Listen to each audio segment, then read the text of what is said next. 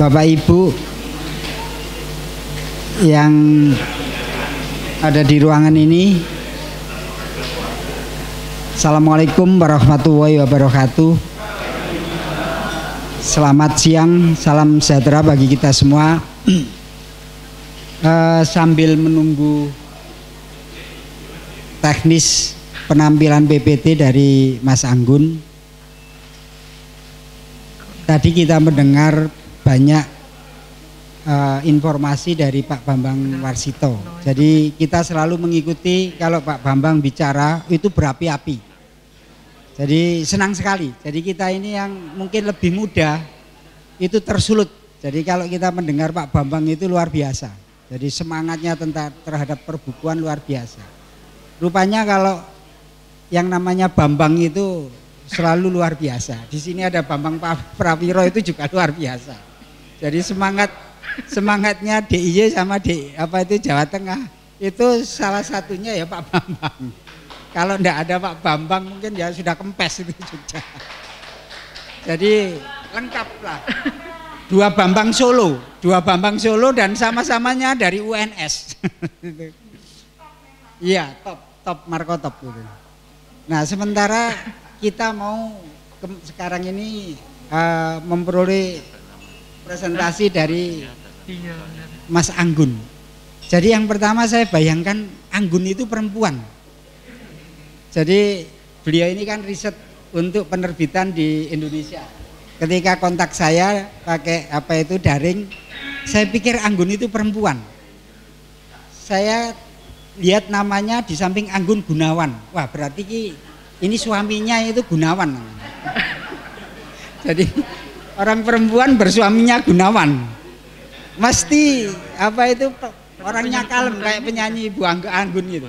Tapi begitu ketemuannya ya Allah laki-laki ternyata. Lah ini Anggun. Iya. Saya pikir ya kalau melankolisnya hampir sama. Suaranya enggak banyak. Enggak keras. Buat presentasinya. Suaranya melu. Itu yang pertama kesan saya pada Mas Anggun. Yang kedua, kalau kita semua pernah jadi ketua Unipres, itu kan sebagian besar kita ini kesasar semua. Ada yang dari ilmunya ekonomi, ada yang dari teknik, saya ini dari politik, kalau kumpul idik-idik. Terus ada yang dari Fakultas Hukum. Sahabat saya yang sekarang di Ketua Airlangga University Press itu ahli biologi. Apa hubungannya biologi dengan penerbitan? Apa hubungannya politik dengan penerbitan? Nah, semuanya kita ini tersesat, Mas Anggun. Jadi kita yang di sini ini semuanya tersesat. Nah, karena itu begitu kita mendengar Mas Anggun ini memang riset master tentang penerbitan. Wah, ini betul. Ini orang yang tidak tersesat itu. Jadi ini orang yang betul-betul jalannya lurus. Sirotol mustaqim. Nah, karena itu langsung saya usulkan pada Pak Yapi, orang ini harus diculik ini orangnya. Diculik untuk Mukernas ini, karena itu orang ini yang menunjukkan kita ke jalan yang lurus itu. Supaya yang bengkong-bengkong itu bisa lurus. Nah, karena itu nanti sebentar lagi kita dengarkan bagaimana jalan lurus tentang penerbitan Indonesia itu dari Mas Anggun. Makanya ya alhamdulillah terima kasih kepada panitia DIY Jateng karena berkenan untuk mengadopsi Mas Anggun. Saya pikir penting sekali mengadopsi. Jadikan anak asuh. Ternyata Mas Anggun ini dari Jogja. Orang pedalaman juga, sama dengan Pak Yapi, sama dengan Pak Bambang orang pedalaman. Jadi beliau ini akan banyak tahu tentang bagaimana sejarah penerbitan kita, proses penerbitan kita, problem penerbitan kita, dan kira-kira muktamar itu sekarang di tangan Mas Anggun ini. Karena tema muktamar ini ya yang dibicarakan oleh Mas Anggun itu. Jadi memperkuat jaringan penerbitan berkualitas dan efisien menuju pasar global. Jadi karena itu kalau nggak ada Mas Anggun kira-kira muktamar ini nggak ada namanya. Jadi iya. Jadi intinya tema itu ya Mas Anggun. Jadi Anggun dan tema itu jadi satu. Karena itu saya persilakan Mas Anggun. Assalamualaikum warahmatullahi wabarakatuh. Bapak Ibu sekalian, para Direktur University Press yang saya hormati, Bapak Ketua Panitia, Bapak Yopi dari Sanata Dharma, kemudian Pak Elang, dulu Direktur IPB Press yang banyak saya kutip di tesis saya, kalau di UK kita bilangnya disertasi, Pak. Kemudian ada Pak Zalzulifa yang banyak membantu ketika riset juga. Dan juga ada Pak Ari Wibowo yang banyak saya dapatkan insight untuk menulis juga. Kalau Pak Ari Wibowo itu bintang film. Kalau Ari Bowo itu binatang film. Ya Bapak Ibu, para Direktur UP Press dari seluruh Indonesia yang bisa hadir pada kesempatan siang hari ini atau pagi hari ini. Jadi kalau Pak Bambang tadi cerita tentang masalah filosofis, historis dan juga legal dan cukup berat juga. Walaupun saya menghabiskan waktu selama 7,5 tahun untuk belajar filsafat di UGM, tapi ya saya akhirnya tersesat juga Pak. Tersesat akhirnya saya sadar bahwasanya filsafat terlalu berat buat otak saya sehingga saya jumping ke publishing studies.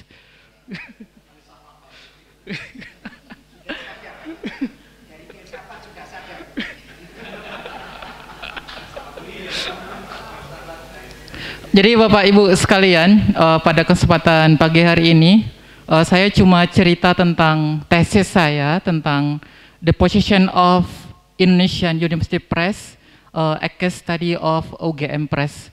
Jadi saya berbicara tentang masalah perkembangan University Press di Indonesia dalam kaitannya dengan saya mencoba untuk mengkomparasikan antara bagaimana perkembangan UP di Indonesia dengan UP yang ada di UK pada khususnya. Jadi Bapak Ibu sekalian, belum muncul ya. Saya dulu S1 di filsafat, habisnya 7,5 tahun karena terlalu ribet. Kemudian saya berpetualang, sebenarnya tersesat juga Pak selama 10 tahun. Tersesat selama 10 tahun, akhirnya karena Tuhan baik sama saya, karena masih jomblo, belum nikah-nikah karena cari beasiswa. Akhirnya 2017 dapat beasiswa LPDP dan kebetulan pada saat itu LPDP membuka untuk program S2 Publishing di Oxford Brookes University. Jadi kalau kita baca di Guardian University Guide yang itu meranking seluruh jurusan yang ada di UK, itu di tempat saya itu penerbitannya programnya nomor 1 se-UK. Jadi mengalahkan Oxford University. Ini dua kampus yang berbeda sebenarnya. Kemudian saya pernah jadi web admin di Sekolah Pascasarjana UGM, tapi cuma 1 tahun, kemudian saya resign, kemudian saya coba untuk bikin penerbitan sendiri selama 7 tahun, namanya Grey Publishing. Tahun 2014 saya dapat beasiswa dari Goethe Institute untuk berangkat ke Frankfurt Book Fair, dan 2018 sama Pak Purnomo itu berangkat ke Kuala Lumpur Book Fair. Jadi Bapak Ibu sekalian, terkait dengan UP, kalau dosen saya bilangnya seperti ini, jadi scholarly publishing atau academic publishing itu sebenarnya adalah business of knowledge. Jadi ini juga termasuk dengan bisnis, tapi bisnis tentang ilmu pengetahuan. Jadi saya memang perdebatan tentang apakah UP itu perlu profit atau tidak, ini menjadi perdebatan yang sangat kuat di kalangan para cendekiawan, terutama di Barat. Tapi yang saya baca adalah ada yang pro, ada yang kontra, ada yang mencoba untuk memixkan. Jadi Bapak Ibu sekalian, saya mencoba untuk men-highlight ada 3 event atau 3 peristiwa yang itu cukup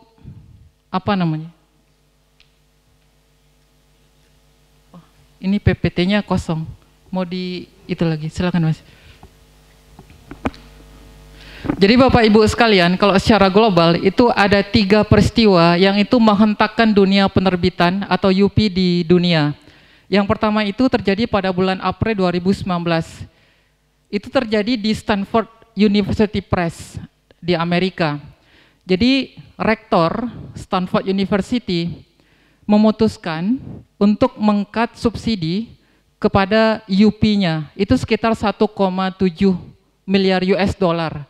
Kalau kita konversikan ke rupiah mungkin sekitar 26 miliar rupiah. 26 miliar rupiah. Jadi setelah di-cut subsidi itu, terjadi pemberontakan atau perlawanan dari berbagai macam guru besar yang ada di Amerika, tidak hanya dari Stanford University. Sehingga gerakan-gerakan demonstrasi, kalau di sini apa ya Pak, Undang-Undang Cipta Kerja ya Pak. Kalau di sana itu Omnibus Law. Kalau di Amerika itu kalau subsidi dari universitas kepada UP itu dipotong, maka profesornya bikin tulisan di koran, mahasiswanya demo di depan kantor rektorat. Itu yang terjadi di Stanford University, itu baru 2019. Yang dikurang itu cuma 26 miliar rupiah. Sementara dana abadi yang dimiliki oleh Stanford itu sekitar 360 triliun. Itu baru 0,0 berapa gitu. Sehingga para profesor itu, ini kampus gimana sih? Anda punya duit banyak, tapi kok ini buat UP nggak dikasih sebesar 26 miliar rupiah. Makanya profesornya marah gitu. Ini UP bukan untuk sekedar kita cari profit, tapi ini bagaimana kita mengembangkan peradaban, seperti yang disampaikan oleh Pak Bambang tadi. Jadi setelah demonstrasi yang cukup panjang, beberapa bulan, akhirnya rektornya nyerah Bapak Ibu sekalian. Kemudian subsidi sebesar 1,7 juta US dollar itu dikembalikan lagi ke Stanford University Press. Itu yang pertama. Yang kedua, masih di tahun 2019, itu di Australia, di Aussie. Yang terjadi itu dari Melbourne University Press di Melbourne, itu termasuk kampus yang top kalau di Australia. Jadi di Melbourne ini konsepnya sama dengan Pak Elang gitu di IPB Press. Konsepnya adalah bagaimana membuat buku-buku ilmiah populer. Jadi Melbourne ini beberapa tahun yang lalu itu membangun sebuah konsep yang sangat bagus di mana seluruh ilmuwan dari seluruh dunia itu bisa submit naskah ke Melbourne. Kemudian tahun kemarin rektornya bikin ulah lagi Pak. Jadi ini UP harus fokus kepada buku-buku ilmiah, hasil riset, dan itu hanya untuk dosen-dosen Melbourne University. Yang lainnya nggak boleh masuk, naskahnya nggak boleh masuk. Jadi atas kebijakan tersebut, kemudian 4 direkturnya mengundurkan diri. 4 direktur UP-nya mengundurkan diri, nggak mau ini UP-nya itu hanya sekedar untuk melayani dosen-dosen di kampusnya saja. Itu yang terjadi di Melbourne. Tapi hasilnya tidak cukup mengembirakan karena yang mundur ini tetap mundur, kemudian orientasi dari kampusnya tetap pada fokus pada dosen-dosen di Melbourne University. Itu yang terjadi di Melbourne University Press. Yang ketiga ini menarik, ini di UK. Ini kampus yang bagus, dia masuk 20 besar dunia kalau kita baca di THE atau Times Higher Education, atau di QS dia juga masuk 30 besar. Itu di UCL, University College London. Ini merupakan UP pertama dan satu-satunya di UK, bukan yang satu-satunya, tapi yang pertama di UK tahun 2015, yang mendirikan sebuah penerbitan kampus yang itu open access, full. Jadi kalau mau cari buku-bukunya itu gratis, di-download gratis, dapat PDF-nya gratis di websitenya gitu. Itu full gratis. Yang menarik dari UCL Press adalah, jadi ini buku PDF-nya diberikan gratis Pak di website. Siapapun boleh download, silahkan. Dan itu bagus-bagus tuh bukunya. Tapi bagi orang yang ingin mendapatkan versi printed edition-nya, itu bayar Pak. Jadi mereka mendapatkan uang itu, jadi ini yang gratis ini buat promosi aja nih, siapapun boleh download gitu. Tapi kalau orang ingin mendapatkan versi printed edition-nya, edisi cetaknya, itu bayar. Ya kalau buku-buku di UK mahal Pak. Jadi kalau misalnya buku-buku di UK itu saya pernah beli sekitar 300 halaman itu bisa 20 pound sterling. Kali aja 19.000 ya sekitar hampir 400.000. Kalau di Indonesia buku 600 halaman jual 150.000 aja susah lakunya. Susah. Jadi ini 3 tren atau 3 event yang terjadi baru-baru ini di dunia yang itu menghentakkan jagat scholarly environment around the world. Saya banyak cerita dengan beberapa narasumber saya tentang UP di Indonesia, dan itu pasti yang selalu di underline itu adalah komitmen para rektor. Jadi Pak Ari juga bilang kayak gitu, Pak Pur, Pak Zul juga kayak gitu. Terus saya juga wawancara Pak Ricky dari UI juga kayak gitu. Jadi saya mencoba untuk memberikan perspektif bagaimana UP yang ada di dunia. Itu 3 key yang pertama.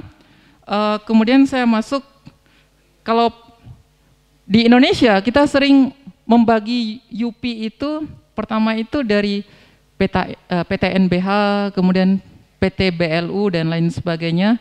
Kemudian kalau Pak Pur itu sukanya itu karena mungkin di Polimedia dia punya banyak mesin gitu ya. Jadi kalau Polimedia itu senangnya itu membagi UP itu ada UP yang punya percetakan, ada UP yang nggak punya percetakan. Klarifikasinya seperti itu. Tapi yang saya dapatkan dari literasi yang saya baca, itu paling tidak itu secara dunia ada 6 tipologi UP yang ada di dunia. Yang pertama itu global crisis. Ini yang 2 giant ini ya Bu. Yang mungkin saya dulu ketika datang ke Oxford itu saya langsung nemui pengampu mata kuliah disertasi saya, doktor dia.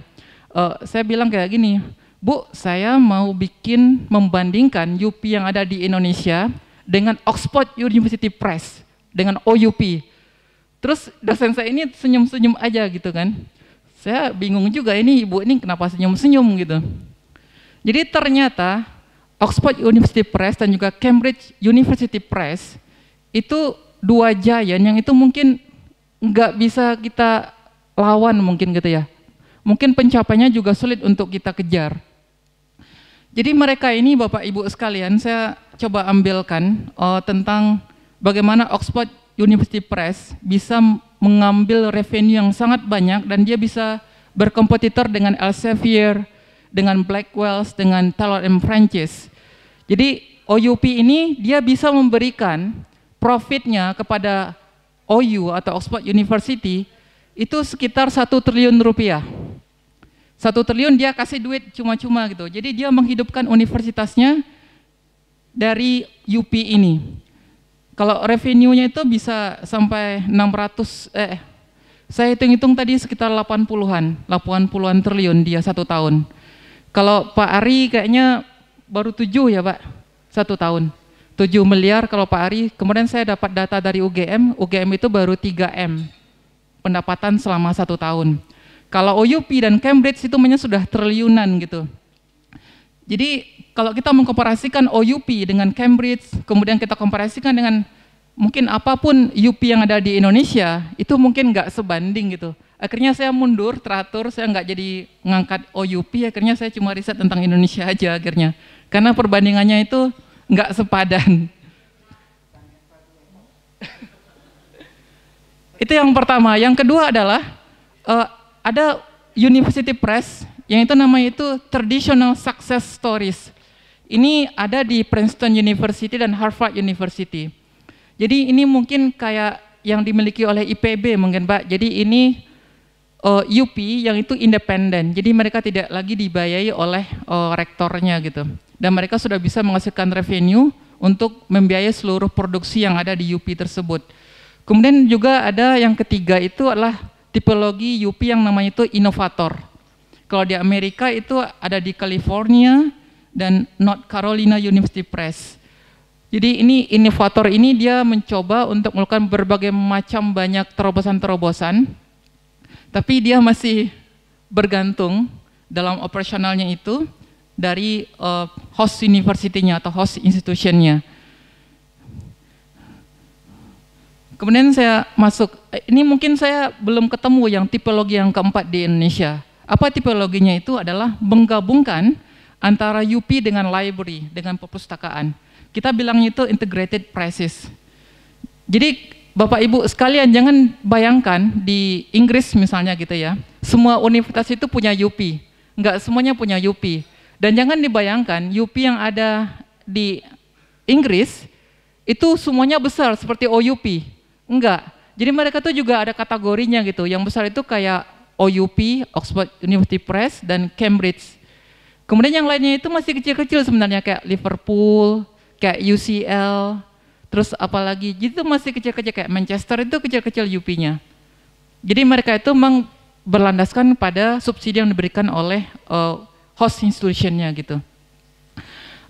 Jadi ini menarik bagaimana mereka menggabungkan antara UP dengan library. Konsepnya seperti ini. Jadi UP ini kan sebenarnya tidak terlalu menarik bagi rektor, baik itu di Indonesia maupun juga secara internasional gitu. Biasanya itu yang diberikan budget itu biasanya itu adalah perpustakaan. Dikarenakan perpustakaan punya budget dan mereka juga tahu kebutuhan mahasiswa, maka ini perpustakaan dengan UP itu digabung. Jadi kalau misalnya perpustakaan ini membutuhkan sebuah buku yang itu mungkin tidak bisa dibeli gitu ya. Jadi ini library dan UP-nya ini bisa produksi sendiri gitu dengan meminta dosen-dosen tertentu dari departemen tertentu untuk bikin buku tertentu. Ini tipologi yang keempat. Yang ketiga, yang kelima itu adalah new entrance. Jadi ini mungkin kayak UP-UP baru gitu ya. UP-UP baru yang coba untuk membangun diri dengan berbagai macam bisnis model. Yang menariknya adalah yang saya temukan di literatur ada sekitar 16 new praxis di UK yang baru-baru, tapi yang self independent financingnya itu cuma satu gitu. Jadi kebanyakan UP di Amerika itu seperti yang disampaikan Pak Bambang tadi, hidup segan mati tak mau Bapak Ibu sekalian. Jadi mereka masih susah untuk mencari pendanaan, masih susah untuk menjual bukunya gitu. Dan ini mungkin menjadi mayoritas di Indonesia saya pikir. Ini taksonomi dari UP yang ada di secara global yang bisa saya sampaikan. Dan ini menjadi sebuah parameter bagi kita bahwasanya itu secara global itu UP itu tidak semuanya itu menjadi UP yang itu mampu menghasilkan revenue yang cukup besar sampai triliunan. Karena rata-rata UP yang ada di seluruh dunia juga mengalami perdebatan antara apakah UP itu harus profitable ataukah memang dia hanya sekedar untuk menerbitkan buku demi apa namanya itu ya, demi menyampaikan sebuah ide-ide yang dihasilkan oleh perguruan tinggi. Jadi Bapak Ibu sekalian, jadi memang terjadi disparity di antara UP yang ada di seluruh dunia. Jadi dari OUP yang mampu menghasilkan sekitar 160 triliun rupiah. Jadi memang Bapak Ibu sekalian, terjadi disparitas di antara UP-UP yang ada di dunia.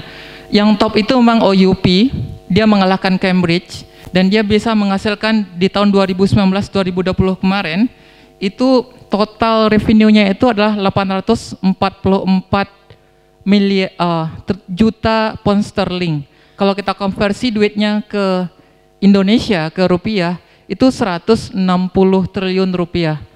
Kalau kementerian itu biasanya di mana tuh Pak, 160 Pak?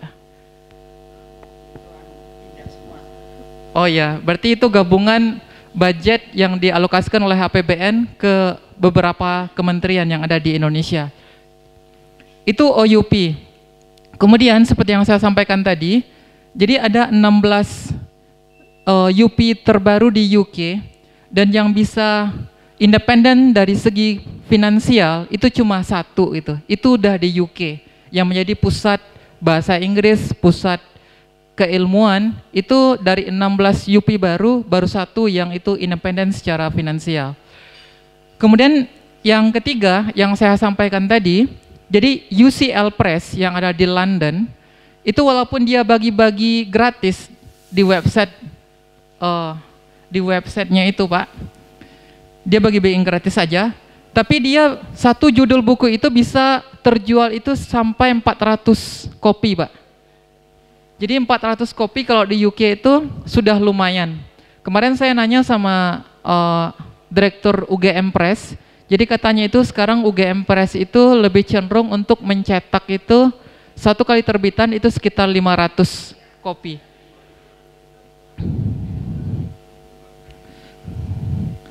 Jadi Bapak Ibu sekalian,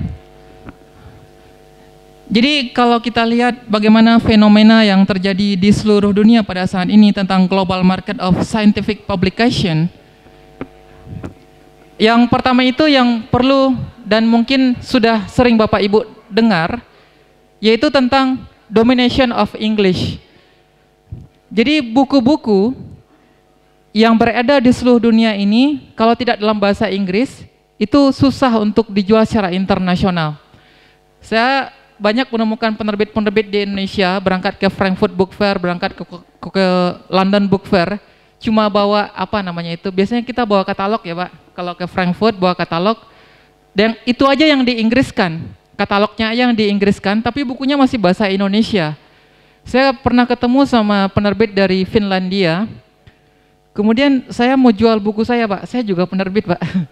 Saya mau jual buku saya liatin katalog saya, kemudian dia nanya, ini buku Anda dalam bahasa apa gitu, dalam bahasa Inggris atau bahasa Indonesia? Saya bilang bahasa Indonesia. Kalau bahasa Indonesia kami nggak tertarik Pak katanya. Kenapa demikian? Karena kerjanya ada dua. Pertama, di Finlandia itu mungkin tidak ada orang yang bisa menerjemahkan dari bahasa Indonesia langsung ke bahasa Finnish atau bahasa Finlandia. Sehingga dia proses translate-nya itu 2 kali. Jadi Bapak Ibu sekalian, kalau misalnya kita mau go internasional, sama kayak dosen gitu ya Pak, kalau kita mau kuliah ke UK atau Australia, kemudian TOEFL masih di bawah 500, biasanya kampus nggak mau nerima Pak. Jadi kalau misalnya kita mau go internasional, mau tak mau, publikasi kita itu memang harus dalam bahasa Inggris. Saya mau sampaikan di sini, walaupun Jerman, Perancis, itu merupakan negara-negara yang kuat dari segi keilmuan, tapi mereka terpaksa untuk merubah naskah-naskah itu menjadi bahasa Inggris. Karena bahasa Inggris ini sudah menjadi lingua francanya dari scientific environment, scientific world yang ada di seluruh dunia. Ini saya coba kutipkan, jadi lebih dari 75% artikel yang ada di HSS atau Humanities Social Sciences, itu 75% dalam bahasa Inggris. Itu lebih gede lagi atau lebih besar lagi untuk STM Mbak. Bukan STM yang suka demo Mbak. STM itu Scientific, Technology, and Medical. Jadi itu publikasi dalam bahasa Inggris untuk STM itu lebih dari 90%. Jadi kalau misalnya kita jualan buku Go Internasional dengan hanya menggunakan bahasa Indonesia, susah untuk lakunya. Saya juga punya akun di Google Bookstore, saya juga jualan buku di sana. Buku saya banyak dibeli di Amerika, di Eropa, di Australia, walaupun dalam bahasa Indonesia Pak. Tapi setelah saya lihat-lihat, yang beli itu ternyata orang Indonesia yang ada di Australia, yang ada di Amerika, yang ada di Eropa. Atau para peneliti biasanya kan kalau di luar negeri itu ada Indonesianis. Iya, Indonesianis. Jadi yang beli mereka gitu. Walaupun secara penjualannya bagus di Google Bookstore, tapi yang beli itu orang-orang yang bisa bahasa Indonesia. Mungkin ini akan berubah ketika misalnya bahasa Indonesia menjadi bahasa pergaulan internasional. Karena sekarang di Korea, di Jepang, di Jerman, di Inggris sendiri pun sudah banyak bule-bule itu yang belajar bahasa Indonesia. Ini menjadi sebuah mungkin peluang bagi kedepannya, tapi ini prosesnya cukup panjang Pak untuk membuat para bule itu untuk mencintai bahasa Indonesia. Jadi untuk saat ini mau tak mau kalau mau go internasional maka publikasinya itu harus dalam bahasa Inggris. Kemudian yang kedua tentang international marketplace. Kalau masuk ke Shopee, Bukalapak, di Lazada, Tokopedia, saya pikir Pak Ari udah jagonya ini. Buku-buku dari Erlangga University Press sudah masuk ke Shopee ya Pak, udah jualan di sana gitu. Tapi kalau kita bicara masalah marketplace secara internasional, yang saya lihat itu ada 2 yang perlu kita tembus Bapak Ibu sekalian. Yang pertama itu Google Bookstore, Google Bookstore ini dikarenakan dia mengakuisisi atau menerima naskah dalam bahasa Indonesia, makanya banyak UP di Indonesia sudah masuk ke Google Bookstore. Kalau di Google Bookstore mungkin Bapak-Bapak Ibu-Ibu sudah pada tahu. Jadi kalau misalnya kita jual di negara seperti Hong Kong, India, Indonesia, kemudian juga di Malaysia, Filipina, Singapura, Korea Selatan, Taiwan, Thailand, dan Vietnam, itu potongannya gede Pak, sama kayak Gramedia Pak. Jadi kita cuma dapat 52%, Google Bookstore-nya ngambil 48%. Ya mungkin mirip-mirip dengan Gramedia lah ya Pak, 40-50%. Tapi kalau kita bisa jualan di 60 negara, yang di luar negara-negara yang saya sebutkan tadi, seperti di UK, Amerika, itu kita dapat 70% Pak. Saking mereka menghargai jualan buku ini, sehingga Google memberikan 70% kepada penerbit, 30% diambil oleh Google. Kenapa penerbit di Indonesia tidak mampu untuk menembus Amazon? Padahal Amazon ini menjadi marketplace yang terbesar di dunia. Teman-teman saya di UK biasanya sudah punya Kindle. Saya sampai sekarang belum punya Kindle. Jadi Kindle itu alat atau tablet yang dimiliki oleh Google, Amazon, dan dengan tablet itu mereka menjual buku-buku dalam versi elektroniknya gitu. Jadi Amazon ini mereka sudah bisa untuk menerima 41 bahasa di seluruh dunia, termasuk bahasa-bahasa aneh di Cina. Maksud saya itu bukan bahasa aneh ya Pak, tapi bahasa-bahasa kuno Mandarin itu mereka terima gitu loh Pak. Bahasa-bahasa aneh di negara-negara Eropa, Skandinavia itu mereka terima. Tapi bahasa Indonesia yang itu populasinya itu 260 juta, itu mereka belum terima Pak.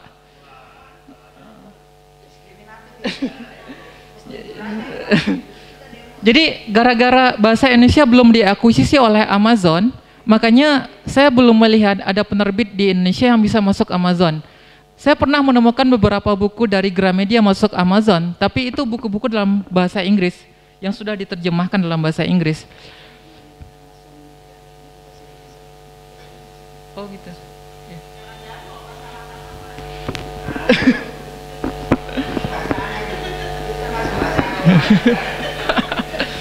Jadi kalau misalnya mau masuk Amazon mungkin perlu ada sebuah gebrakan secara politis. Mungkin ada perwakilan Amazon di Indonesia, mungkin kita bisa untuk kayak negosiasi atau mempersuade mereka sehingga buku-buku dalam bahasa Indonesia juga bisa tampil di Amazon.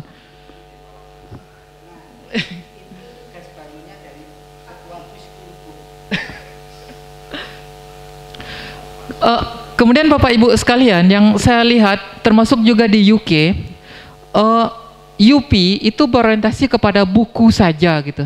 Kebanyakan hanya menerbitkan buku. Sementara dalam segi akademis, yang sering menjadi panduan atau referensi bagi para scholars, itu kan kebanyakan itu jurnal. Jadi jadi misalnya kayak Elsevier, Springer Nature, itu bisa menghasilkan ratusan triliun rupiah selama 1 tahun, itu karena jualan jurnal. Mereka juga ada monograf tapi nggak terlalu banyak jualannya Pak. Banyaknya itu di subscription dari jurnal-jurnal. Ada perbedaan antara STM, Science, Technology and Medical. Kalau kita mungkin bilangnya di Indonesia tuh Science gitu ya Pak. Jadi kalau di keilmuan Science, itu mereka lebih prefer untuk jurnal. Itu dikarenakan perkembangan teknologi dan ilmu-ilmu kedokteran itu kan cukup cepat gitu ya. Jadi mereka membutuhkan publikasi yang itu 4 bulan, 3 bulan, yang itu bisa terus diupdate. Sementara kalau untuk humanities, social sciences, itu lebih prefernya itu sebenarnya kepada buku dan monograf. Ini dikarenakan riset-riset di bidang humanities itu sangat panjang Pak, apalagi untuk riset sejarah. Saya pernah baca Harry Poze untuk menemukan makam Tan Malaka di daerah Kediri itu butuh waktu sekitar 30 tahun dia riset. Jadi sejak dia S2 sudah riset sampai dia tua Pak, mungkin mau pensiun juga sekarang. Jadi di bidang sejarah dan di bidang-bidang humanities itu riset itu sangat panjang untuk menghasilkan sebuah novum baru, sebuah temuan baru.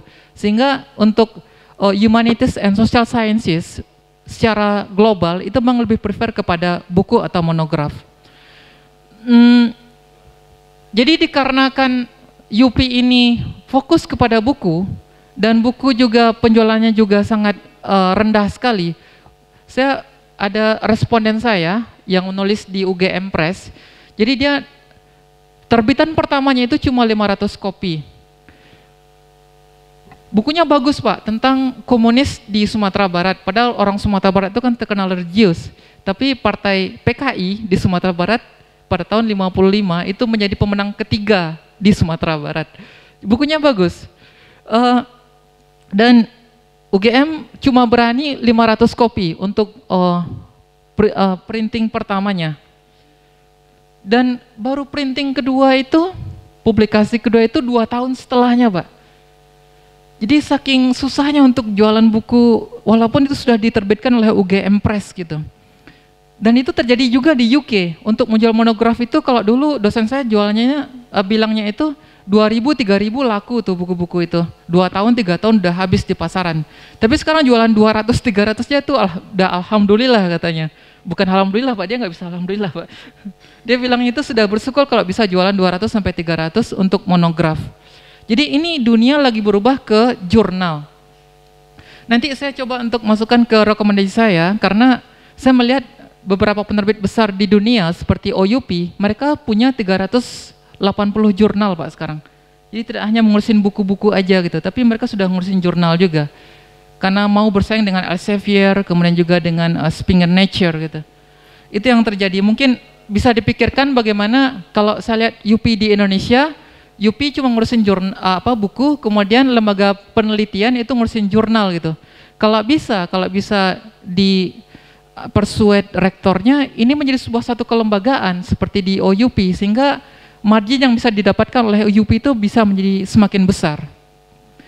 Kemudian satu lagi Bapak Ibu sekalian, kita nggak akan bisa jualan buku academic products atau academic books kalau misalnya kita tidak punya penulis yang itu expert di bidang itu.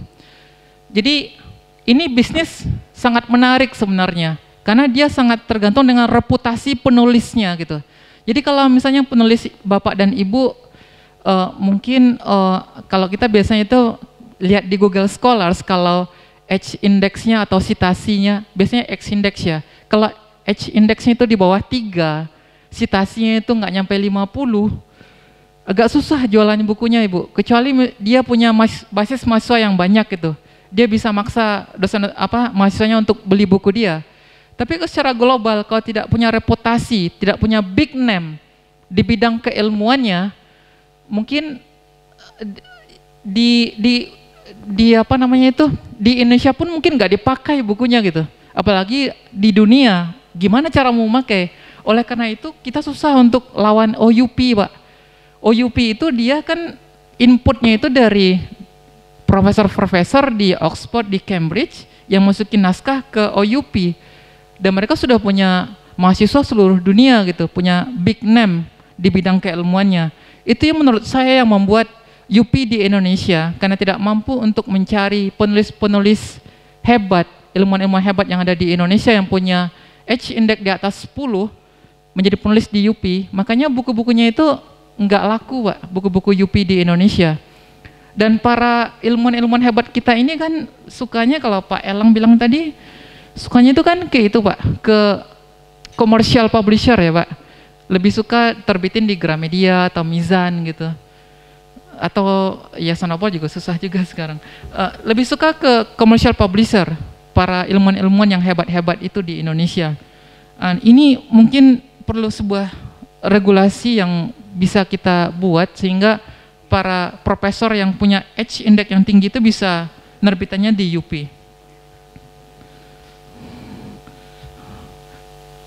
Bapak Ibu sekalian, saya mencoba untuk melacak bagaimana persepsi para dosen terhadap UP, dan kemudian saya bandingkan dengan penerbit-penerbit komersial seperti Gramedia, Mizan, Yayasan Obor, Pustaka Pelajar, dan lain sebagainya. Menariknya adalah dari survei saya yang itu diikuti oleh 138 responden, para dosen yang ada di seluruh Indonesia, karena saya nyebarnya di internet gitu ya. Yang menarik adalah Gramedia tetap menjadi nomor 1. Jadi persepsi dosen terhadap penerbit Gramedia itu masih tetap tinggi, itu sekitar 53,6%. Tapi menariknya adalah nama besar Gramedia itu bisa disaingi atau diikuti, diuntiti oleh UGM Press.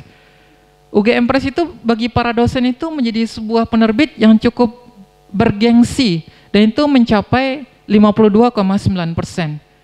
Cuma beda 1% aja dengan Gramedia. Itu persepsi gitu ya. Kemudian diikuti oleh UI Press, ada ITB Press. Kesimpulan saya adalah UP-UP yang ada di Indonesia itu sebenarnya dari segi academic books itu bisa bersaing dengan para penerbit-penerbit komersial. Ini persepsi dari dosen ya, yang saya coba survei. Jadi ini bisa bersaing sebenarnya, tinggal di UP-nya ada bagaimana mereka untuk membangun promosi-promosi. Karena saya lihat promosi yang dilakukan oleh UP itu masih sangat terbatas, sementara commercial publisher mereka kemasan-kemasan marketing itu sangat bagus sekali. Kemudian saya coba untuk melakukan survei lagi. Ini targetnya itu general audience. Ini ada para pekerja, ada para mahasiswa yang ikut tuh sekitar 66 orang. Gramedia tetap menjadi yang terunggul dengan 60%. Tapi lagi-lagi diikuti yang kedua itu dari UGM Press. Terus ada juga, dan menariknya adalah UI Press itu melebihi dari Mizan. Kemudian Yayasan Obor itu hampir sama dengan ITB Press. Jadi dari segi persepsi publik dan juga persepsi dosen terhadap UP di Indonesia, jika kita bandingkan dengan persepsi mereka dengan komersial publisher, itu mirip-mirip sebenarnya untuk buku-buku akademik. Artinya apa? Publik kita masih melihat UP ini sebagai penerbit yang bisa dipercaya atau produk-produknya ini berkualitas dan tidak jauh berbeda dengan apa yang diproduksi oleh para penerbit komersial. Ini menjadi sebuah kekuatan yang bisa dimanfaatkan oleh teman-teman UP yang ada di Indonesia.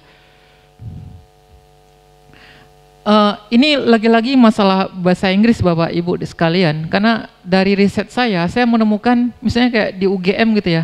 UGM saya lihat di katalognya itu ada sekitar 800 judul buku yang ada di katalog yang saya download di website UGM. Tapi yang saya temukan untuk buku bahasa Inggris cuma 70 buku, sekitar 70-an buku. Jadi publikasi bahasa Inggris di UP kita itu masih sangat minim sekali. Saya nggak tahu, sekarang ini sudah banyak para dosen-dosen yang sudah kuliah ke luar negeri, kemudian mereka sudah publish di jurnal-jurnal di Q1, Q2, dan lain sebagainya. Tapi kalau secara general, kalau kita lihat, ini survei yang saya lakukan kepada dosen-dosen. Jadi dosen kita yang punya TOEFL di atas 550 yang menjadi syarat untuk kuliah ke UK, ke US, dan ke Australia, itu cuma 15% yang punya kemampuan TOEFL di atas 550. Padahal TOEFL 550 itu kalau Pak Zul tahu gitu kan Pak, biasanya itu kalau orang Indonesia itu di academic writing-nya sangat itu ya Pak, bermasalah gitu. Jadi biasanya yang tinggi itu di di listening-nya atau di reading-nya itu yang tinggi. Tapi kalau di academic writing biasanya orang Indonesia menjadi kendala di sana. Cuma 15% yang punya TOEFL di atas 550. Selebihnya itu di bawah 550. Jadi kalau TOEFL-nya baru segitu, bagaimana kita mengharapkan sebuah publikasi ilmiah dalam bahasa Inggris yang bagus, yang mau berkompetisi dengan OUP, dengan Cambridge, dengan Harvard, itu susah sekali gitu. Makanya kita butuh inovasi yang itu tidak mengandalkan dosen, tapi mungkin ada sebuah terobosan yang bisa kita lakukan. Nanti saya akan sarankan di akhir-akhir Pak nanti. Bapak Ibu sekalian, jadi sebenarnya kita nggak perlu minder sebenarnya gitu ya. Jadi banyak Bapak-Bapak Ibu dosen di sini pasti terhantui bagaimana bisa menerbitkan artikel di Q1, Q1 atau minimal dapat Q3 lah gitu. Sebenarnya kita nggak kalah-kalah amat sebenarnya. Jadi data terbaru yang saya dapatkan di Simago ini buatannya Elsevier Pak. Elsevier ini penerbit academic publisher yang berpusat di Belanda, dan itu menjadi menjadi favorit dari dosen-dosen di Indonesia karena dosen-dosen di Indonesia itu pasti bicara Scopus. Kamu sudah punya apa namanya itu publikasi di Scopus nggak? Udah berapa? Q berapa gitu? Pasti itu. Dan biasanya itu sering dimanfaatkan oleh teman-teman dari India. Mereka bikin jurnal-jurnal predator biasanya. Suruh bayar 15 juta, 30 juta. Nanti jurnalmu masuk Q1, Q2 gitu. Dan kita dibodohi karena untuk masuk jurnal Q1 itu sebenarnya nggak perlu bayar gitu. Gratis sebenarnya. Kecuali kalau Bapak dan Ibu masuk dalam skema open access. Itu mereka ada kayak goal open access dan itu memang harus bayar. Saya pernah dapat cerita, ada namanya itu MPDI, itu sebuah kayak Elsevier tapi dia lebih ke open access.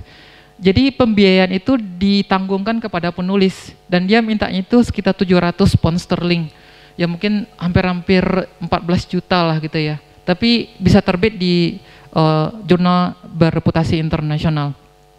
Jadi saat ini jurnal yang terbit di Indonesia dimiliki oleh kampus-kampus di Indonesia. Itu yang sudah Q1 itu udah 6 Bu. Dan saya kaget, kampus saya UGM nggak ada jurnalnya yang masuk Q1. Ternyata yang masuk itu kampus-kampus IAIN, UIN. Dan mereka punya jurnal Islamic Studies yang bagus-bagus. Ini ada di sini saya perlihatkan. Jadi yang punya itu UPI. Dia punya jurnal pendidikan, UPI punya jurnal pendidikan dan itu sudah Q1. Kemudian yang satu lagi teknologi itu Fakultas Teknik UI di Depok. Dan lainnya itu Stein yang itu mungkin nggak terkenal gitu. Kalau kita kan biasanya UIN Syarif Hidayatullah, UIN Sunan Kalijaga gitu kan. Tapi ini yang Q1 ini, UIN yang itu di pelosok gitu. Ini ada kayak Sunan Ampel Surabaya, Stein Kudus, kemudian juga IAIN Salatiga, kalau UIN Jakarta juga ada satu. Jadi ada orang dari Kudus, orang dari Salatiga itu bisa bikin jurnal Q1 gitu. Ini menjadi motivasi buat Bapak Ibu yang mungkin merasa berada di pelosok ujung-ujung Indonesia atau berada di pedalaman Indonesia, di Kalimantan, Sulawesi, Papua. Sebenarnya ini bisa dibuat gitu dan itu mengalahkan Jadi UGM nggak ada yang punya Q1, IPB nggak ada yang punya, ITB juga nggak ada yang punya gitu. Jadi kita punya Q2 jurnal itu ada 12, Q3 ada 22, Q4 ada 13. Jadi jurnal di Indonesia yang sudah ada indeks Q-nya itu ada 53 jurnal. Ini menarik menurut saya karena ini menjadi sebuah motivasi buat UP bahwasanya ini di jurnal, berarti di buku pun bisa sebenarnya kita mencapai level-level yang itu bisa bersaing secara internasional.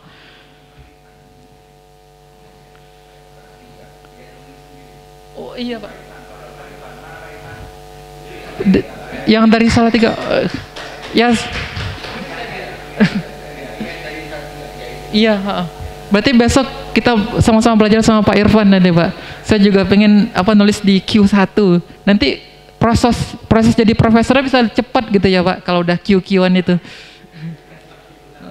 Jadi jangan sering main QQ juga. Kalau sering main QQ juga nggak bisa jadi profesor Bapak Ibu sekalian.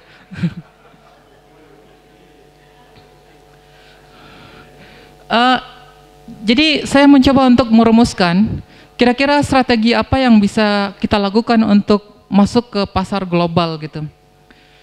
Jadi Bapak Ibu sekalian, secara akademiknya itu ada 3 strategi yang dilakukan oleh para penerbit besar dunia seperti Springer, Wiley, Elsevier untuk masuk ke market global. Yang pertama itu Leviathan Strategy.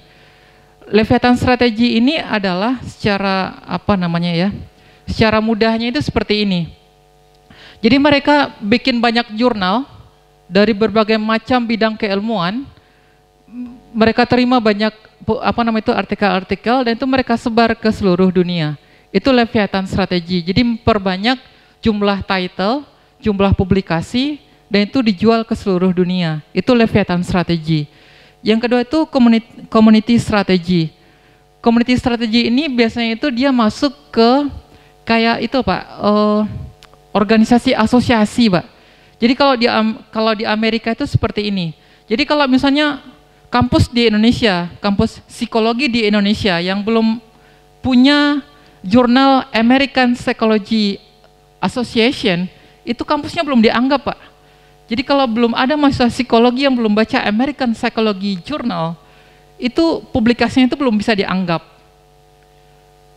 Jadi komunitas-komunitas asosiasi profesi atau akademik ini menjadi penting karena mereka punya komunitas dan mereka punya reputasi. Jadi ketika Springer Nature bikin publikasi, itu orang seluruh dunia itu akan mensitasi. Semua orang dunia itu akan merujuk ke sana gitu. Karena semua orang di dunia merujuk ke sana, maka penjualannya juga semakin besar, Pak. Jadi bagaimana di Indonesia ini mungkin yang baru bisa kita kembangkan itu adalah komunitas Islamic Studies. Itu sudah bicara di Jerman, bicara di London kemarin, sudah banyak yang diundang. Tapi untuk komunitas yang lain itu belum ada gitu. Ini menjadi sebuah strategi yang bisa kita lakukan. Kemudian lagi-lagi untuk academic publishing, prestige itu menjadi luar biasa pengaruhnya bagi penjualan sebuah produk akademik. Jadi kalau misalnya kita punya penulis yang impact faktornya atau H indexnya itu masih di bawah 3, ya agak susah untuk mengharapkan orang dari universitas lain atau para peneliti dari luar negeri mau membaca karya-karya kita, Pak. Jadi prestige strategi itu menjadi sebuah penting dan itu menjadi apa namanya ya? Mungkin didikti mungkin ya bagaimana bisa mengakselerasi para profesor itu atau para dosen itu bisa mencapai H index yang cukup tinggi atau tingkat citasi publikasi yang cukup tinggi. Jadi gini, jadi kalau yang Leviathan tadi dia horizontal scale. Jadi dia bikin banyak jurnal di berbagai macam ilmu, ada kardiologi, mikrobiologi, di sejarah, di African Studies dan lain sebagainya. Itu yang horizontal. Itu banyak dilakukan oleh jurnal-jurnal internasional seperti Elsevier, Springer, dan juga Wiley. Kalau yang community strategi tadi, dia itu vertikal. Jadi dia membuat sebuah komunitas akademik di bidang tertentu, kemudian publikasinya itu banyak dari jurnal, monograf, textbook, buku-buku reference, dan lain sebagainya. Ada juga untuk tes atau assessment. Itu yang dilakukan oleh grup-grup para peneliti di bidang-bidang ilmu tertentu. Itu namanya itu vertical scale atau dalam bahasa lainnya itu community strategy. Bapak Ibu sekalian, kenapa Elsevier atau Springer Nature bisa menghasilkan ratusan triliun rupiah dalam setiap tahunnya? Itu karena mereka jualannya itu enggak kayak jualan loper koran gitu loh, Pak. Jadi jual satu-satu enggak kayak gitu. Jadi dia itu bernegosiasi dengan konsorsium. Yang ULED kemarin tahun 2019 itu adalah Elsevier itu gagal untuk meyakinkan University of California. University of California ini di Amerika dan dia punya banyak, bukan banyak ya, beberapa kampus di berbagai negara bagian. Dan kalau itu bisa dijual itu bisa triliunan juga apa namanya itu revenue yang bisa didapatkan. Jadi Elsevier, Springer Nature itu mereka jualan subscription jurnalnya itu bukan ke satu universitas, tapi dia ke konsorsium. Kalau konsorsiumnya sudah oke, maka seluruh universitas yang berada di bawah konsorsium itu akan membeli jurnalnya itu. Jadi ini paket partai-partai besar gitu. Kalau kita bilangnya itu partai gelondongan gitu ya, Pak. Jadi beli grosiran gitu. Grosiran. Jadi ini penerbit Elsevier, Springer Nature ini dia jualannya jualan grosiran Bapak Ibu sekalian. Jadi kalau kita Yupi di Indonesia yang masih jualannya buku 1 kopi, 2 kopi, paling agak banyak 10 kopi gitu ya. Kemudian dikirim, kemudian difoto gitu kan. Kami telah berhasil menjual buku kami ke seluruh Indonesia. Yang beli Papua 1, Sulawesi 1 gitu kan. Dan itu sudah menjadi kebanggaan. Terutama untuk Yupi-Yupi baru tuh saya lihat di Instagramnya. Jadi kita masih mainannya itu mainan apa ya? Bukan pemula sih Pak, jadi loper koran gitu loh Pak, jual satu. Masih receh-receh gitu loh Pak, sementara mereka tuh bundel yang dijual gitu. Ada ribuan, ratusan ribu jurnal yang mereka jual dan makanya mereka bisa dapat duit banyak. Jadi bagaimana pola pikir UP di Indonesia ini tidak menjual satuan, tapi menjual banyak gitu, menjual gelondongan. Caranya itu adalah ya menyasar konsorsium sebenarnya.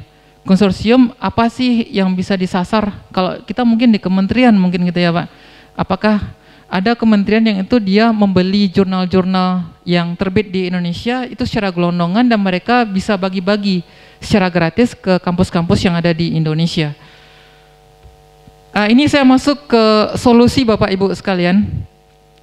Kira-kira what we can do, apa yang bisa kita lakukan untuk ya mungkin mencari sebuah titik harapan buat UP-UP yang ada di Indonesia. Jadi kalau menurut saya, yang pertama itu harus embracing journal publication. Dalam artian jangan cuma jualan buku gitu. Jadi bagaimana meyakinkan di tingkat level kebijakan di rektoratnya itu, UP juga bisa megang jurnal. Karena di OUP mereka sekarang punya 380 jurnal Pak. Mereka sudah menangani jurnal juga OUP, walaupun buku-bukunya juga banyak gitu. Untuk meningkatkan revenue yang bisa didapatkan setiap tahunnya. Kemudian yang kedua yang bisa dilakukan itu tipologi yang dilakukan oleh UCL Press. Jadi free open access. Buku-buku itu dibagikan gratis aja, tapi ketika orang ingin beli menginginkan bentuk printed editionnya atau printed versionnya, edisi cetaknya, itu mereka harus beli gitu. Saya juga suka ngambil-ngambil buku juga dari itu Pak. Biasanya saya menggunakan Libgen biasanya. Saya pikir Bapak Ibu sekalian di sini juga para fans-fansnya Libgen biasanya. Ya Libgen, Skyhub gitu kan. Suka main-mainan itu juga. Jadi biasanya kita karena beli buku bahasa Inggris itu kan mahal, yang 30 pounds, 100 pound. Ini kalau gaji, kalau di Jogja UMR-nya cuma 2,1 Pak. Jadi kalau beli satu buku dari luar negeri udah habis tuh UMR-nya. Paling rendah se-Indonesia UMR Jogja. Jadi biasanya saya lihat teman-teman yang itu download buku di Libgen, itu bukunya itu tetap aja dicetak gitu loh Pak. Biasanya pergi ke fotokopian biasanya. Dan habis duit juga gitu kan. Jadi kalau misalnya kita bisa memformat sebuah buku yang itu kita berikan gratis, tapi kalau mereka ingin mendapatkan versi cetaknya, kita mungkin bisa main di POD Pak sebenarnya. Kita bisa main di POD, jadi kalau orang pengen nyetak beli buku itu versi cetaknya kita bisa jual dan bisa kita cetakin gitu dengan harga yang itu bisa bersaing dengan harga fotokopi. Mungkin persoalan kita di sini Pak. Jadi kalau di UK itu saya beli buku 30 pounds, 50 pounds itu biasa gitu. Jadi beli buku 1 juta di UK itu dengan tebal 400 halaman itu biasa sebenarnya. Tapi kalau jualan buku di Indonesia 500 halaman 200.000 orang udah pada nggak mau. Jadi lawan dari UP di Indonesia ini sebenarnya bukan IKP sebenarnya kalau menurut saya. Tapi lawannya itu fotokopi center.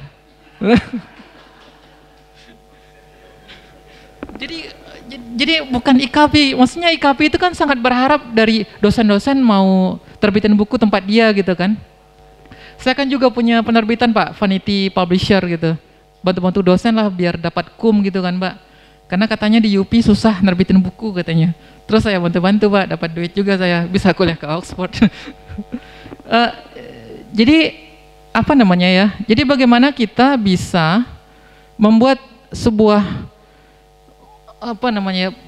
platform open access, tapi ketika versi cetaknya itu bisa kita jual kepada publik dengan harga yang itu bisa bersaing dengan fotokopian. Kalau fotokopian kualitas cetaknya pasti jelas lah gitu di bawah mesin cetak. Jadi bagaimana kita bisa menjual dengan versi yang bagus tapi harga bersaing dengan harga fotokopi. Kemudian yang ketiga Bapak Ibu sekalian, saya pikir kalau misalnya sudah banyak yang masuk ke Google Books dan juga mencoba untuk masuk ke Amazon, mungkin perlu dipikirkan juga bagaimana Apti ini punya kayak marketplace tersendiri. Jadi tidak tergantung kepada Shopee, tidak tergantung kepada Lazada dan lain sebagainya. Jadi bisa bikin marketplace sendiri dan itu produk-produk electronic books dari anggota APTI itu bisa dijual di sana gitu. Dan itu mungkin persentase keuntungannya itu bisa lebih gede gitu ya. Bisa dinaikkan. Kalau Google Books kan ngambilnya kan gede, Pak. Dia ngambilnya 48%. Mungkin cuma di beberapa negara cuma 70% gitu.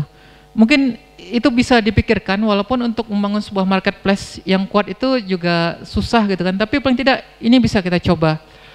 Kemudian yang tidak saya temukan sampai sekarang di UP-UP di Indonesia adalah tidak punya departemen translation dan English Acquisition Department. Jadi mereka tidak punya departemen khusus yang itu untuk mentranslate buku dan untuk mengakuisisi buku dalam bahasa Inggris. Nggak punya kita. Saya pernah dapat cerita dari teman di Jepang. Jadi kalau kita lihat orang-orang Jepang itu secara bahasa Inggris juga nggak bagus-bagus banget, Pak. Saya punya teman bahasa Inggris di kampus saya, orang Jepang. Mungkin pronunciation kita lebih bagus dibandingkan pronunciation orang-orang Jepang gitu. Tapi publikasi orang Jepang lebih tinggi dibandingkan orang-orang Indonesia. Jadi ternyata di Jepang itu mereka punya sebuah departemen di kampusnya itu yang khusus mentranslate dari bahasa Jepang ke bahasa Inggris. Jadi dosen-dosennya itu tinggal nulis bahasa Jepang, kemudian tugas translatornya inilah untuk mengubah naskah itu menjadi bahasa Inggris. Jadi kalau bisa, UP-UP di Indonesia bikin target, paling tidak publikasi dalam bahasa Inggris setiap tahunnya itu 20% dari total publikasi yang ada.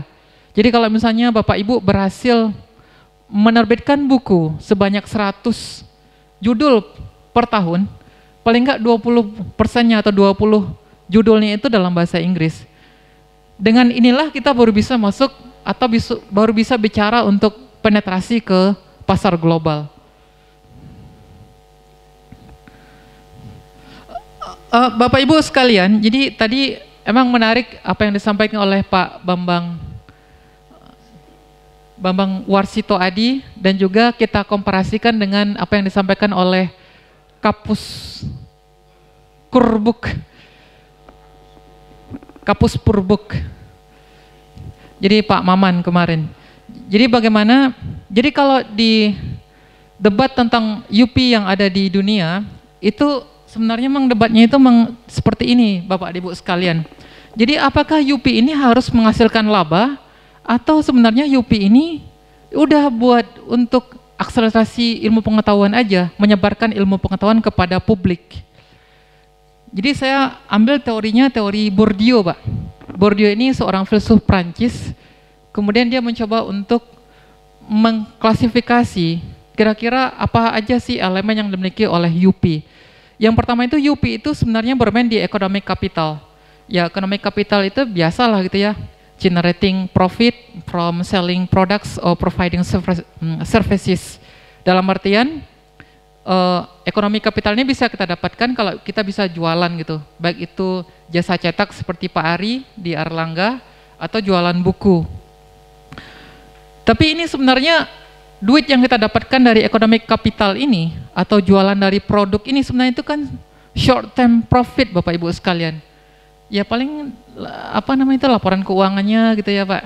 Laporan keuangannya setahun ini dapat 3M atau dapat 5M. Yang kecil-kecil mungkin dapat 100M. Kalau saya baru 100, Pak, per tahunnya, Pak. Penerbitan saya 100 juta gitu, 100 juta. Jadi sebenarnya itu cuma short term profit. Jadi kalau kita bicara masalah UP, sebenarnya ini masalah simbolik kapital. Ada simbol-simbol kapital yang itu melebihi dari duit yang kita dapatkan dari jualan buku. Pertama itu prestige, yang itu recognition, respect, prices, dan itu masuk dalam long term profit. Jadi gini Bapak Ibu sekalian, jadi kalau kita baca di THI atau Times Higher Education atau QS, yang itu setiap tahun meliris tentang ranking-ranking kampus-kampus di dunia, itu 30% elemen yang dipakai untuk meranking kampus-kampus itu adalah berdasarkan publikasi dan juga citasi. Itu yang mereka pakai. Jadi kalau misalnya kita di UP, terutama rektornya cuma mikirin masalah apa ya, masalah cuma ini UP-nya bisa menghasilkan berapa M sih setiap tahunnya, ini kayaknya pikirnya terlalu pendek itu loh Pak, cara berpikirnya. Jadi saya cerita aja Bapak Ibu sekalian, saya kuliah di UK itu bayar 14.000 per tahun. 14.000 itu 260 juta. Kalau saya berbisnis saya nggak kuat, makanya saya harus lamar LPDP. Teman saya ngambil MBA di OU, itu bayarnya 50.000 pound sterling atau hampir 1 M. Kuliah aja gitu. Kenapa orang dari seluruh dunia mau bayar 1 M, kuliah 1 tahun MBA di Oxford University? Datang itu semuanya orang-orang seluruh dunia, dan itu kelasnya gede itu, sampai 200 orang tuh satu kelas itu, di MBA di OU itu. Dan orang mau bayar mahal gitu, untuk mendapatkan gengsi. Kenapa orang mau ke sana? Karena Oxford University berdasarkan ranking dari THE, itu nomor 1, 5 tahun terakhir ini. Dan kita pasti, saya tidak bisa menafikan ya, saya pilih UGM itu ya karena UGM nomor 1 di Indonesia gitu. Saya datang ke UGM. Dan mungkin bapak-bapak dan ibu-ibu ketika S1-nya di kampus-kampus yang middle, pasti ingin ketika S2-nya datang ke Jawa, pergi ke ITB, IPB, UI, UGM, pasti pengen ke sana kuliahnya untuk menaikkan apa ya, grade diri gitu kan. Prestis diri mau ditingkatkan. Jadi kalau misalnya ranking-ranking itu menjadi sebuah patokan bagi mahasiswa untuk masuk ke sana, dan kita tidak memberikan apa namanya ya, perhatian terhadap publikasi, dan itu menjadi 30% dari pertimbangan untuk ranking universitas, kita nggak akan mendapatkan satu orang mahasiswa itu bisa menghabiskan 1 M gitu. Karena ya tetap aja mahasiswa internasional di Indonesia itu tetap dikit, karena rankingnya tetap jauh di bawah. Misalnya kayak di University Malaya di Malaysia, itu mereka sudah 59 sekarang Pak di QS. Udah masuk 60 besar dunia mereka sekarang. Kita UGM yang paling tinggi kemarin ya masih 253. Jadi ketinggalan gitu loh Pak. Jadi kalau misalnya cuma mikirin apa, berapa profit yang bisa didapatkan, ya paling ya berapa M sih Pak, UP di Indonesia ini bisa sanggup, paling ya 10 M, 20 M gitu kan. Mungkin yang paling tinggi Pak Elang mungkin ya Pak di IPB, nyampe 50 Pak.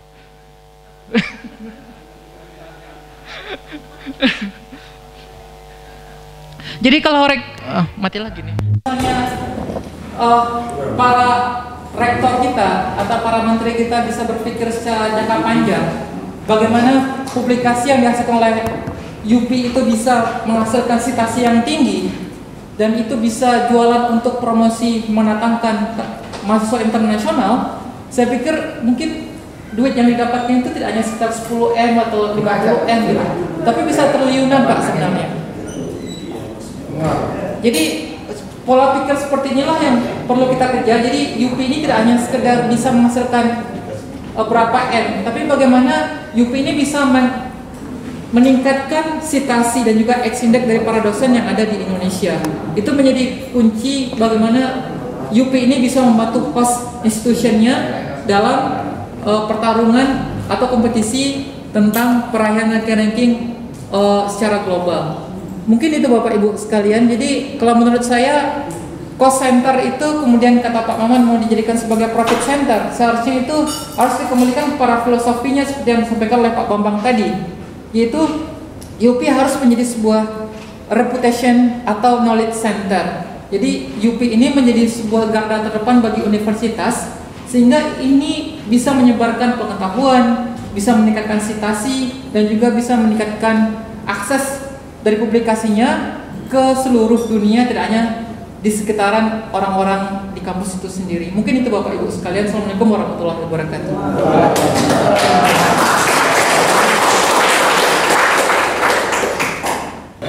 Nama saya Hamzah dari UNJ Press. Ada beberapa hal yang ingin saya tanyakan terkait dengan paparan Mas Mas Anton tadi. Yang pertama, tadi kan dijelaskan bahwa University Press di luar itu kita lihat sungguh sangat maju ya. Dan satu yang saya tangkap dari cara bagaimana mereka itu berkembang adalah mereka menemukan penulis-penulis yang sangat spesifik sekali dalam bidang keilmuan. Nah, bagaimana dengan aspek lain seperti misalkan dari sisi manajemennya? editorialnya, terus kemudian artistik dan layoutnya. Nah itu yang juga menarik menurut saya. Kalau Pak Anggun ada tambahan-tambahan bisa di-share ke kita. Yang kedua, ini soal industri penerbitan secara umum dan kaitannya dengan APPTI. Kalau saya lihat secara umum, penerbitan di Indonesia ini memang sangat dominan sekali dipengaruhi oleh industrinya, yaitu penerbit-penerbit yang berada di luar penerbit kampus. Mulai dari corak covernya, dari corak layout, dari corak isu yang diangkat, terus dari corak dari corak bagaimana kemudian buku ini dipasarkan dan bagaimana sistem promosinya. Itu kalau menurut saya sangat dipengaruhi sekali oleh penerbit-penerbit di luar University Press. Mungkin ada beberapa University Press yang memang karena mulai lebih dulu, seperti UGM Press saya tahu, dan memang di situ di awal-awal dia banyak menerbitkan buku-buku asing yang terjemahan, dan itu memang benar-benar buku-buku primer dan bagus sekali. Sampai sekarang dia bisa eksis gitu, walaupun ada beberapa kebijakan di dalamnya yang dari masa ke masa itu berubah terus, visinya berubah terus, metodenya berubah terus, dan sistem pemasarannya pun berubah terus. Maksud saya begini, dengan adanya APPTI ini, bagaimana kita ini bisa paling tidak mewarnai corak industri penerbitan secara umum gitu. Nah, apa saja kiat-kiat yang harus kita lakukan untuk mewarnai itu? Karena terlalu industri sentris juga kalau menurut saya gitu loh. Mulai dari corak cover, bagaimana teknik promosinya, bagaimana kemudian ya, karena setahu saya memang di penerbit-penerbit komersil itu, ketika buku atau naskah itu masuk, itu benar-benar dibuat programnya, program dari mulai pra penerbitan sampai penerbitan, promosinya pun dipikirin gitu. Seperti apa ruang-ruang atau media-media yang harus kita pakai, misalkan di talk show kah, di media sosial kah, di mana-mana itu dipikirin semua. Karena saya pernah juga di Bisnis Indonesia Book Publishing, dan sekarang saya di UNJ Press. Saya mengalami dua iklim yang berbeda dari sisi orientasi, visi, dan tujuan penerbitan ini dari dua industri yang dari dua dari dua universities dan non-university press. Mungkin itu aja, Pak. Makasih. Assalamualaikum warahmatullahi wabarakatuh. Jadi maka saya cerita tadi, UCL Press yang itu peringkat dunia itu 20 besar dunia, mereka bisa jualan buku itu cuma 400 copies dalam untuk satu judulnya itu. Jadi nggak semua itu bisa mencapai puluhan ribu, ratusan ribu, nggak ada, nggak seperti kayak novel gitu. Jadi UP yang ada di dunia itu sebenarnya itu sama dengan kita, Pak. Rata-rata sama dengan kita. Yang berhasil itu ya kayak Cambridge, kayak Oxford, mereka mau berhasil, Pak. Kenapa mereka bisa berhasil? Yang pertama karena mereka produksi buku pembelajaran bahasa Inggris. Jadi kebanyakan itu buku-buku school book, Pak. Jadi ELT kalau kita bilangnya. Makanya mereka punya cabang di India, mereka punya manajer representatif di Kuala Lumpur gitu kan. Teman saya Pak Sriasat, kalau Kuala Lumpur Book Fair dia yang jadi komitinya. Jadi cuma beberapa saja, Pak. Yang lainnya itu sama dengan di Indonesia. Paling jualan monografi itu susah 200, 300 itu mereka sudah senang gitu. Yang berbeda dengan kita adalah di sana itu karena kesadaran tentang peran buku itu sangat besar, makanya kalau subsidi untuk UP itu dikurangi, profesornya pada ribut, Pak. Mahasiswa pada ribut.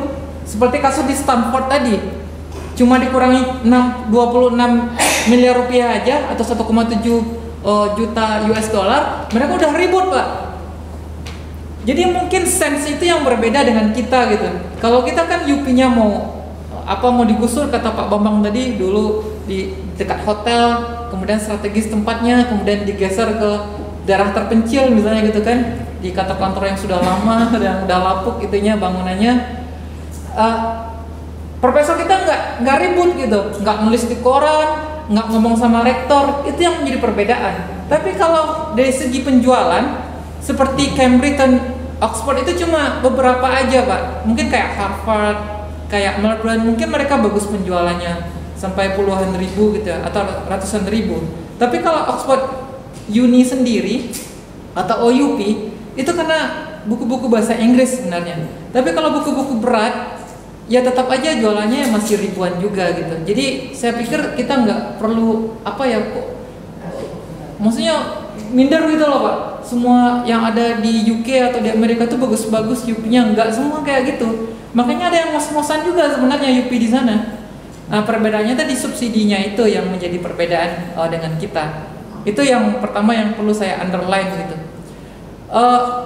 Terus yang kedua, UP di UK itu bisa berkembang karena ada budget dari library. Jadi mereka bisa direct jual ke library gitu, dan itu beli besar.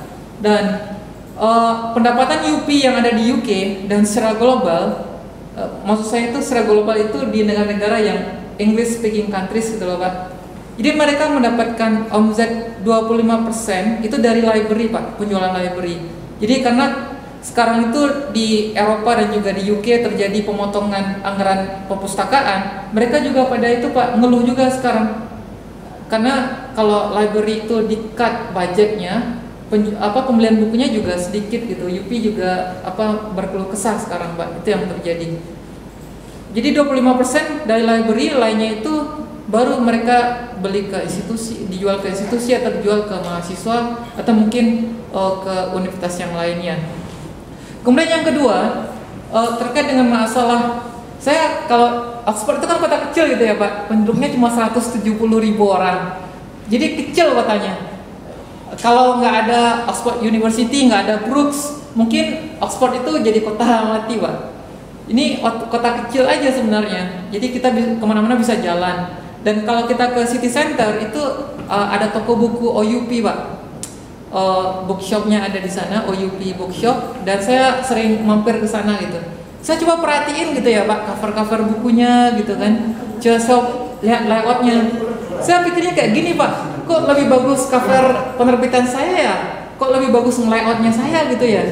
Penerbitan saya.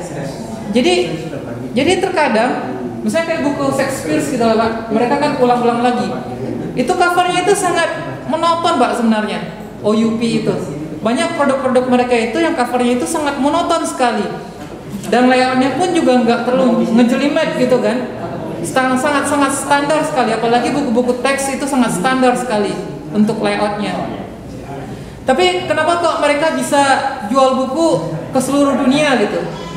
Pertama itu memang karena itu Pak, karena bahasa Inggris dan orang butuh. Kemudian juga masalah reputasi sebenarnya, reputasi dari kampusnya itu sendiri atau host institutionnya.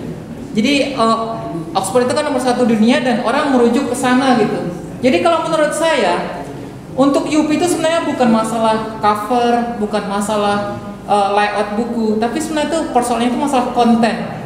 Sejauh mana kita bisa menghadirkan penulis yang itu punya nama besar di bidang keilmuan, itu yang terpenting menurut saya untuk UP.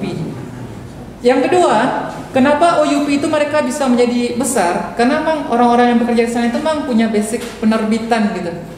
Jadi saya kan kuliah itu ada 60 orang gitu ya Pak, dari berbagai dunia. Ada teman saya dari Oxford University dan dari Cambridge University. Karena di UK ini di kampus saya yang bagus penerbitannya, program S2-nya, dan mereka kuliah S2 di tempat kampus saya ini. Jadi ketika mereka habis kuliah sudah ada gambaran saya masuk OUP, saya masuk Francis and Taylor gitu, saya masuk Elsevier. Mereka sudah ada itu. Jadi mereka itu memang diisi oleh orang-orang yang punya passion di bidang buku. Jadi karena mereka punya passion dan bela-belain untuk ngambil S2 Dan banyak teman-teman saya itu mereka sudah kayak internship dulu Pak, kerja magang dulu 1 tahun di OUP gitu. Dan mereka ngambil S2, setelah lulus mereka balik lagi ke OUP. Jadi mereka sudah dibekali dan juga punya passion yang kuat tentang penerbitan. Mungkin ini yang menjadi persoalan bagi kita, dan mungkin Pak Zul bisa menjadi sebuah apa ya Pak, pencerahan buat kita, karena di Polimedia itu kan mereka punya lulusan penerbitan. Saya pikir mungkin anak-anak Polimedia itu bisa direkrut untuk mengisi pos-pos yang ada di UP-UP yang ada di Indonesia. Pak Zul setahun bisa lulusin berapa Pak? Anak-anak penerbitan aja Pak?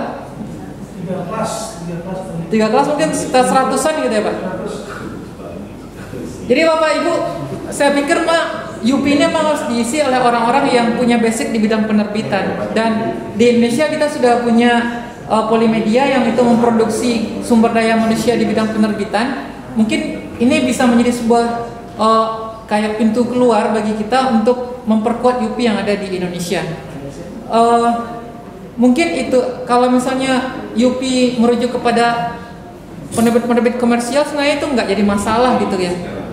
Jadi lagi-lagi apa ya, jangan mengharapkan sebuah buku textbook itu bisa laku seperti novel Andra Hirata atau novel Ayat-Ayat Cinta Habibur Rahman Al-Shirazi gitu. Jadi enggak, secara global itu jualan 1000, 2000, 3000 itu sudah gede Bapak Ibu sekalian. Jadi secara global seperti itu gambarannya. Mungkin itu ya Pak. Iya. Ada lagi? Saya mau tanya, ya mari. Mas Doni. Baik, assalamualaikum warahmatullahi wabarakatuh. Ya, perkenalkan Mas Anggun dan juga Bapak Ibu. Nama saya Doni Mas Anggun. Saya dari Isi Press. Isi Press itu Institut Seni Indonesia Surakarta Press. Ya. Jadi basis kampus saya yaitu seni. Ya. Meskipun saya sendiri juga tersesat karena saya adalah mahasiswanya Pak Aribowo di Sosiologi Politik UNER. Jadi saya lulusan Sospol UNER, kemudian masuk ke ISI, mengampu mata kuliah sosiologi di kampus seni seperti itu. Dan mulai tahun kemarin dipercaya menjadi kepala pusat penerbitan. Ada 1 atau 2 pertanyaan saja. Yang pertama terkait fokus dengan penerbitan di ISI Surakarta. Sebetulnya ada karakteristik unggul yang kami miliki, bahwa buku-buku kami ini rumah besarnya itu adalah seni. Ya, jadi Mas Anggun bisa membayangkan di situ ada buku-buku tentang pedalangan, tentang karawitan, ya, tentang tari. Ya, tari itu macam-macam, ada tari gaya Jogja, tari gaya Solo, tari alus, tari gagah, macam-macam ya. Dan itu buku-buku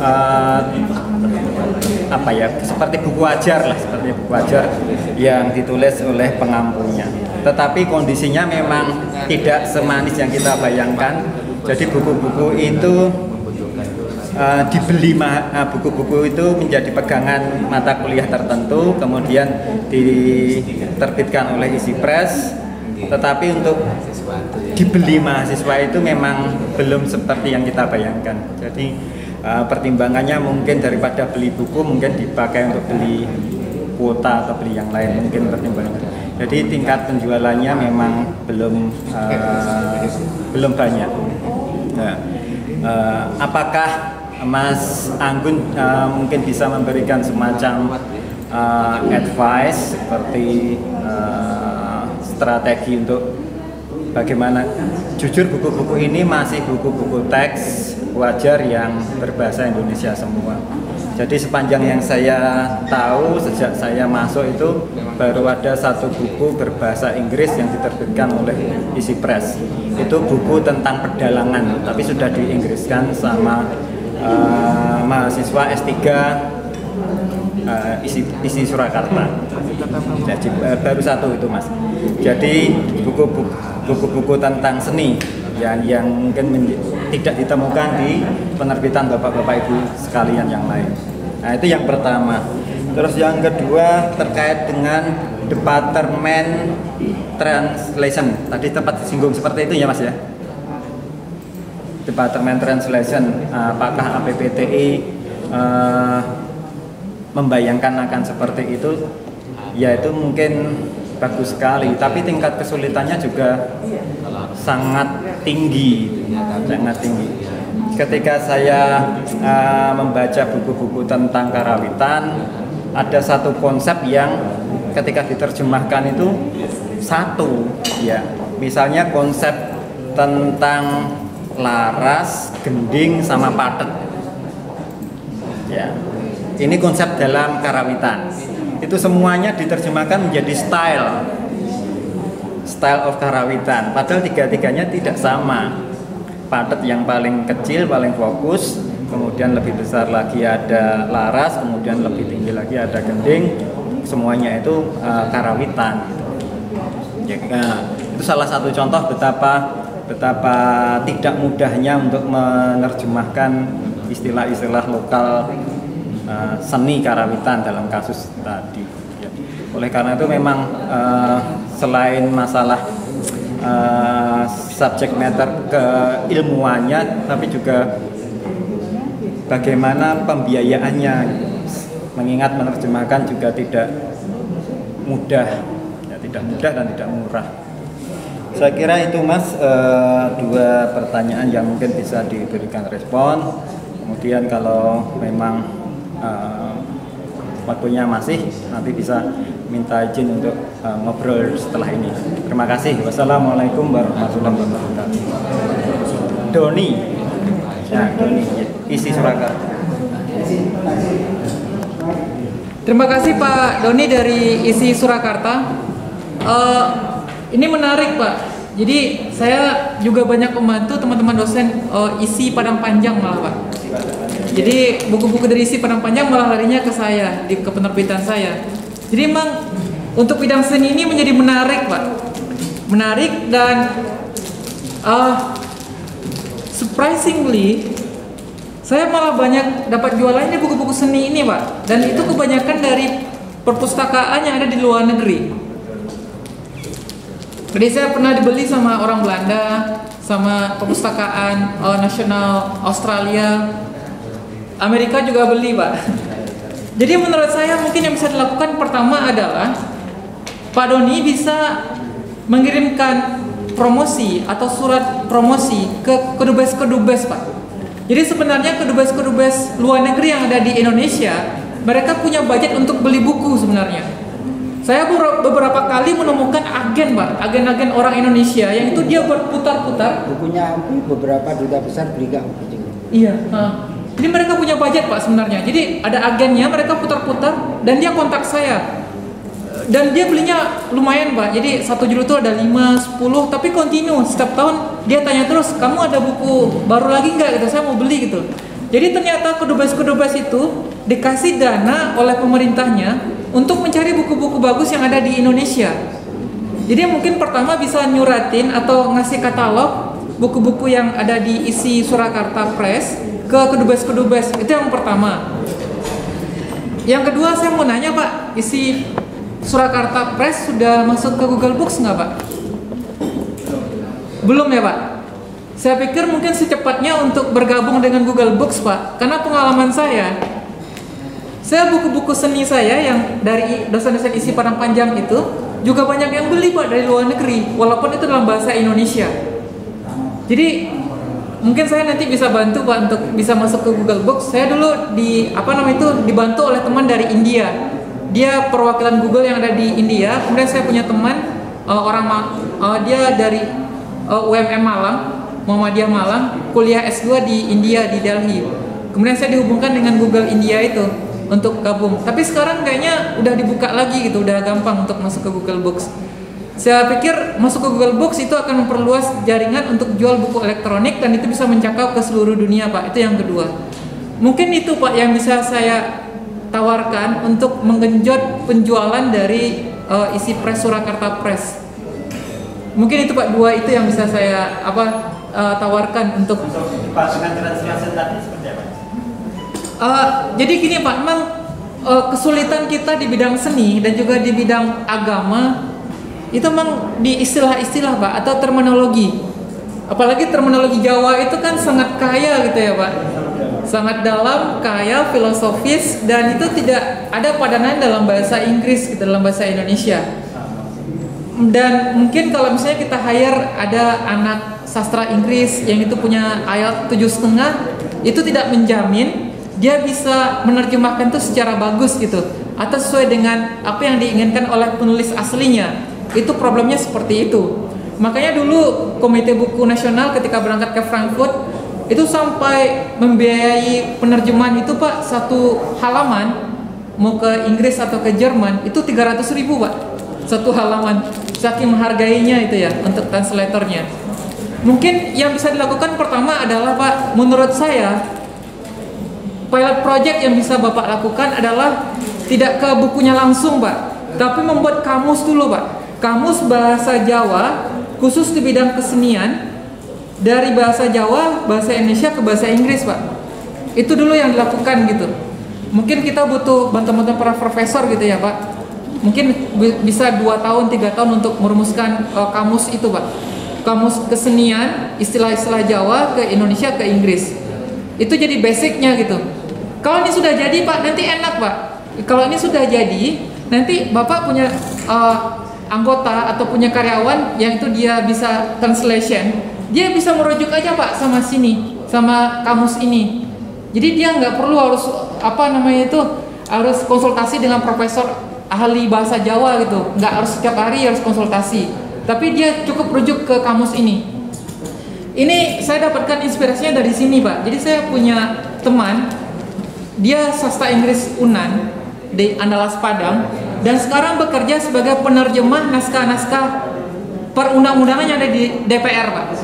Jadi ketika undang-undang itu disahkan, biasanya itu kan ditranslate ke beberapa bahasa Pak, ada Inggris, Prancis, Arab, dan dia dapat yang Inggris. Jadi dia punya kamus untuk setiap bidang Pak. Jadi kalau undang-undang itu berkaitan dengan masalah teknik atau migas, dia punya kamus bahasa Inggris di bidang migas. Kalau tentang air, dia punya kamus bahasa Inggris dalam bidang air gitu.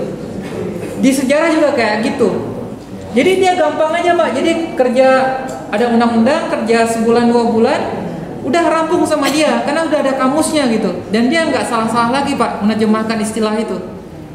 Dan dia udah senang aja jalan apapun undang-undangnya di bidang apapun, dia bisa menerjemahkan teman saya ini. Walaupun basicnya cuma sastra Inggris. Dia nggak ada keilmuan di bidang, dia pakar teknik, pakar kedokteran, pakar di bidang sejarah, enggak, dia bahasa Inggris saja. Tapi dia bisa menerjemahkan yang itu. Kalau undang-undang itu kan bahasanya bahasa itu Pak. Kalau salah-salah kan efek hukumnya juga luar biasa kan, implikasinya. Jadi menurut saya kalau mau dikembangkan di bidang penerjemahan ini, pertama memang Pak harus rekrut anak-anak yang punya skor IELTS yang tinggi 7,5 atau 7 lah, itu udah bisa Pak.